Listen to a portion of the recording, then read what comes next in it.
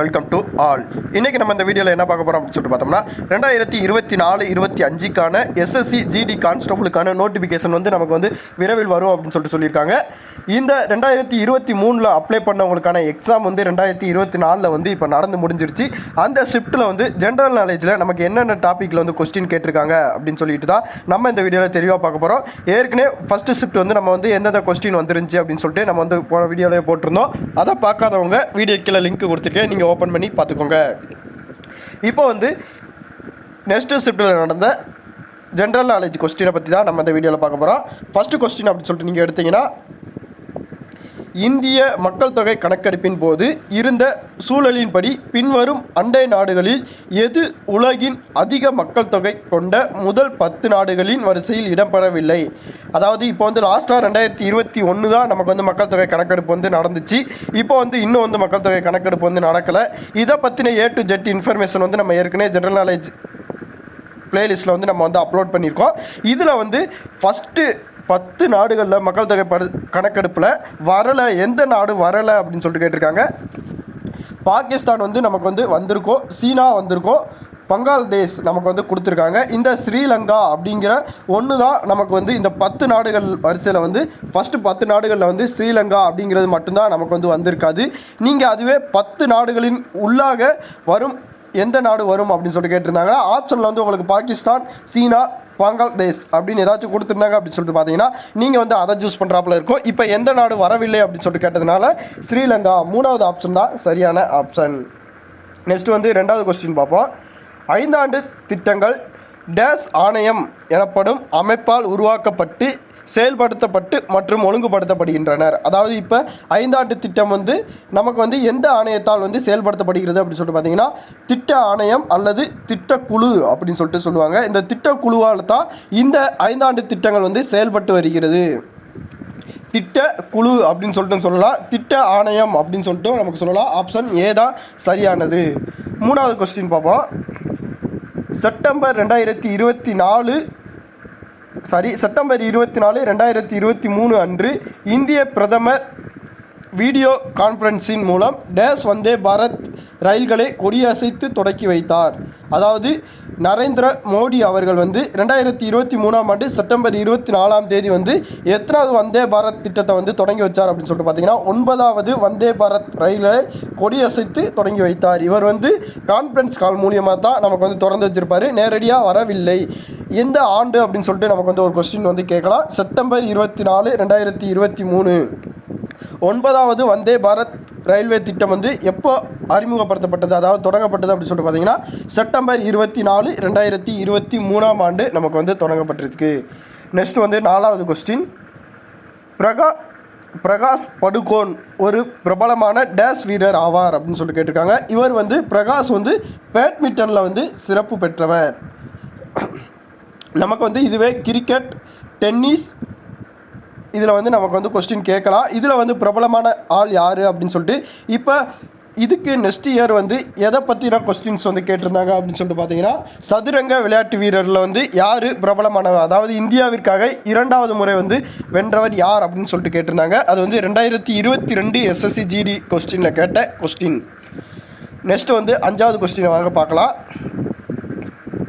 5வது கொஸ்டின் காட்சி பூஜை, கரியா பூஜை, கேர் பூஜை, பிசு விழா, தீர்த்த முக விழா, அசோஷ்டாமி, கங்கா பூஜை, லம்ப்ரா பூஜை, ஹவ் விழா ஆகியன டேஸின் பழங்குடியினர் முக்கிய திருவிழாவாகும். திருவிழா இதில் முக்கியமான திருவிழா எது அப்படின்னு சொல்லிட்டு கேட்டிருக்காங்க. யாருடைய பழங்குடியினுடைய முக்கிய திருவிழாவாகும்? இங்கே மேலே கொடுத்துருக்கிற எல்லாமே யாருடைய திருவிழா அப்படின்னு சொல்லிட்டு பார்த்தீங்கன்னா, திரிபுராவின் பழங்குடியினரின் முக்கிய திருவிழாக்களாகும். நீங்கள் இதை எல்லாமே ஞாபகம் வச்சுக்கோங்க. நமக்கு ஒரு விழாவை மட்டும் கொடுத்து இது யார் திருவிழா கொண்டாடுறாங்க அப்படின்னு சொல்லிட்டோம் நமக்கு கொஸ்டின் கேட்கலாம். இதில் நம்ம மொத்தம் 11 திருவிழாக்களை பற்றின இன்ஃபர்மேஷன் நம்ம ஏற்கனவே கொடுத்துருக்கோம். அதையும் நீங்கள் செக் பண்ணி பார்த்துக்கோங்க. நெக்ஸ்ட் 6வது கொஸ்டின். இந்திய சுரங்க பணியகத்தின் தலைமையகம் எங்கே உள்ளது அப்படின்னு சொல்லிட்டு கேட்டிங்கன்னா, அது நாக்பூரில் தான் இந்திய சுரங்க பணியகத்தின் தலைமையகம் இணைந்துள்ளது. நாக்பூரில் தான் இந்த தலைமையகம் இணைந்துள்ளது. நெக்ஸ்ட் 7வது கொஸ்டின். தனிம வரிசை அட்டவணையின் முதல் தொடரில் எத்தனை தனிமங்கள் உள்ளனர் அப்படின்னு சொல்லிட்டு கேட்டிருக்காங்க. முதல் தொடரில் வந்து 2 தனிமங்கள் உள்ளனர். மொத்தம் வந்து 8 தனிம வரிசை அட்டவணை வந்து நமக்கு வந்து காணப்பட்டிருந்துச்சு. அதை பற்றின இன்ஃபர்மேஷன் வந்து நமக்கு வந்து 11th புத்தகத்தில் வந்து நம்ம வந்து ஒரு பேஜில் மட்டும் கொடுத்துருப்பாங்க. அதை பற்றி இன்ஃபர்மேஷன் வந்து நம்ம வந்து கொடுத்துருந்தோம். அதில் தான் இந்த கொஸ்டின் வந்து நமக்கு வந்து கேட்டிருக்காங்க. நெக்ஸ்ட் வந்து 8வது கொஸ்டின், இந்தியாவின் தேசிய விளையாட்டுப் போட்டிகள் 2022 36வது பதிப்பின் அதிகபூர்வ மையக்கரு, அதாவது மையக்கருத்து என்ன அப்படின்னு சொல்லி கேட்டிருக்காங்க. 2022ஆம் ஆண்டு நடைபெற்ற 36வது பதிப்பின் மையக்கரு என்ன அப்படின்னு சொல்லி பார்த்தீங்கன்னா, விளையாட்டு மூலம் ஒற்றுமையை கொண்டாடுவோம். இந்த மையக்கரு வந்து விளையாட்டின் மூலம் ஒற்றுமையை கொண்டாடுவோம். இப்போ வந்து 2023 வந்து அப்ளை பண்ணதுனால நமக்கு வந்து 2022க்கான கரண்ட் அஃபேர்ஸ் வந்து கேட்டிருக்காங்க. நீங்கள் அதுவே 2024க்கான அப்ளிகேஷன் போட்டீங்க அப்படின்னு சொல்லி பார்த்தீங்கன்னா 2023க்கான கரண்ட் அஃபேர்ஸ் வந்து நமக்கு வந்து கேட்பாங்க. நீங்கள் வந்து நியூஸ் பேப்பரை வந்து கரண்ட் அஃபேர்ஸ், அதாவது 1 இயர்க்கான நியூஸ் பேப்பரை வந்து கண்டிப்பான முறையில் ஸ்டடி பண்ணி வச்சுக்கோங்க. நெக்ஸ்ட் வந்து 9வது கொஸ்டின், இந்திய அரசியலமைப்பின் பிரிவு 32 படி அரசியலமைப்பு தீர்வுக்கான உரிமையானது டேஸை அமல்படுத்துவதாகும். அதாவது 32வது அரசியலமைப்பு சட்டப்பிரிவு வந்து எதை குறிப்பிடுது அப்படின்னு சொல்லிட்டு பார்த்தீங்கன்னா, அடிப்படை உரிமைகளை பற்றி தான் இந்த 32வது சட்டப்பிரிவு வந்து நமக்கு வந்து சொல்லுது. அதனால் 3வது ஆப்ஷன் வந்து சரியான ஆப்ஷன். நெக்ஸ்ட்டு வந்து இந்த 3வது ஆப்ஷன் தான் சரியானது. நெக்ஸ்ட் 9வது கொஸ்டின் இப்போ பார்த்தோம். இப்போ 10வது கொஸ்டின், கார்த்திகேயன் முரளி பின்வரும் எந்த விளையாட்டுடன் தொடர்புடையவர் அப்படின்னு சொல்லிட்டு கேட்டிருக்காங்க. செஸ் விளையாட்டோட தான் கார்த்திகேயன் முரளி வந்து தொடர்புடையவர். நெக்ஸ்ட் வந்து 11வது கொஸ்டின், நிரந்தர தீர்வு கொள்கை இந்தியாவில் டேஸ் ஆண்டு அறிமுகப்படுத்தப்பட்டது. அதாவது பெர்மனண்ட் கொள்கை, அதாவது பெர்மனண்ட் நிரந்தர தீர்வு எத்தனாவது ஆண்டு அறிமுகப்படுத்தப்பட்டது அப்படின்னு சொல்லிட்டு பார்த்தீங்கன்னா 1793ஆம் ஆண்டு தான் இந்த நிரந்தர தீர்வு அப்படிங்கிற கொள்கை வந்து இந்தியாவில் வந்து அறிமுகப்படுத்தப்பட்டது. இந்த ஆண்டுகளை பற்றின ஃபுல் இன்ஃபர்மேஷன், அதாவது நம்மளுடைய இந்தியா வந்து சுதந்திரம் பெற்றதுலேருந்து எந்த ஆண்டு முக்கியம் அப்படின்னு சொல்லிட்டு நம்ம வந்து ஏற்கனவே வீடியோ போட்டிருந்தோம். அதிலேருந்து நமக்கு வந்து இந்த கொஸ்டின் வந்து இடம்பெற்றிருக்கு. நெக்ஸ்ட்டு வந்து 12வது கொஸ்டின், ஐஎஸ்எல் 2022-23க்கான எந்த அணி 2ஆம் இடத்தை பிரித்தது? ஐஎஸ்எல்ல வந்து எந்த அணி 2ஆம் இடத்தை பிரித்தது அப்படின்னு சொல்லிட்டு பார்த்தீங்கன்னா பெங்களூரு அணி தான். இப்போ வந்து 2022-23 கேட்டதுனால 23-24க்கான கரண்ட் அஃபேர்ஸ் வந்து நமக்கு வந்து நெக்ஸ்ட் இயர் வந்து கேட்கலாம். அதை நீங்கள் செக் பண்ணி பாருங்கள். நெக்ஸ்ட் வந்து 13வது கொஸ்டின், இந்தியாவில் மக்கள் தொகை கணக்கெடுப்பு செயல்பாடுகள் 2 கட்டங்களாக நடத்தப்பட்டன. இந்த 2 கட்டங்கள் எவை அப்படின்னு சொல்லிட்டு கேட்டிருக்காங்க. அது வந்து வீட்டு பட்டியல் மற்றும் வீட்டு கணக்கெடுப்பு, மக்கள் தொகை கணக்கெடுப்பு அப்படின்னு சொல்லிட்டு 2 கட்டங்களாக வந்து நடைபெற்றுச்சு. இது வந்து நடந்த ஆண்டுமே நம்ம வந்து குறிப்பிட்டு வந்து நம்ம வந்து சொல்லியிருப்போம். நம்ம மக்கள் தொகை கணக்கெடுப்பில் கூறின அந்த கொஸ்டின்ஸ் மட்டும்தான் நமக்கு வந்து கேட்டிருக்காங்க. வேறு எந்த கொஸ்டின் வந்து நமக்கு வந்து இதில் வந்து கேட்கல. இது வந்து நம்ம ஏற்கனவே சொன்ன கொஸ்டின் தான். 14வது கொஸ்டின், 1986ஆம் ஆண்டு எந்த கதக் நடன கலைகளுக்கு பத்ம பூஷன் விருது வழங்கப்பட்டது அப்படின்னு சொல்லிட்டு பார்த்தீங்கன்னா, அது வந்து பண்டிட் பிரிஜ் மகாராஜ் அப்படிங்கிறவருக்கு தான், கலைஞருக்கு தான் பத்ம பூஷனுக்கான விருது வந்து 1986ஆம் ஆண்டு வந்து வழங்கப்பட்டது. 15வது கொஸ்டின், இந்தியாவில் சதவாகனர் வம்சத்தை நிறுவியவர் யார் அப்படின்னு சொல்லிட்டு பார்த்தீங்கன்னா சி முகன். அவர் தான் இந்தியாவில் வந்து இந்த வம்சத்தை வந்து நமக்கு வந்து நிறுவியிருப்பார். இதுவே குப்த வம்சத்தை நிறுவினவர் அப்படின்னு சொல்லிட்டு நம்ம வந்து 6th புக்கிலேருந்து 10th புக் வரை நம்ம வந்து ஏற்கனவே நடத்தியிருக்கோம். அதை நீங்கள் பார்க்கலைன்னா அதையும் நீங்கள் பார்த்து தெரிஞ்சு வச்சுக்கோங்க.